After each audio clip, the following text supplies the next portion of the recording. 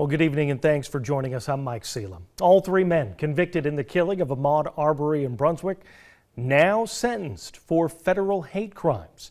Travis McMichaels was sentenced to life in prison plus 10 years today. His father Gregory sentenced to life in prison plus 7 years.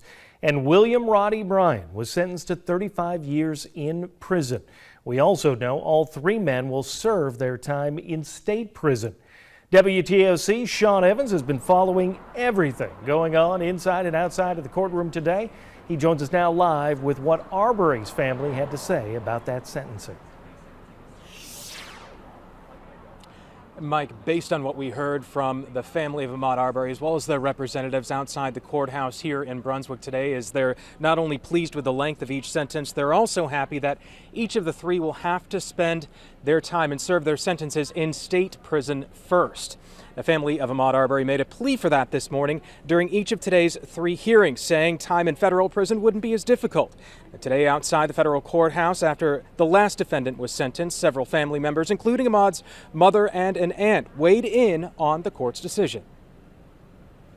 Very relieved. I just want to remind you guys that it was 74 days before we actually got an arrest.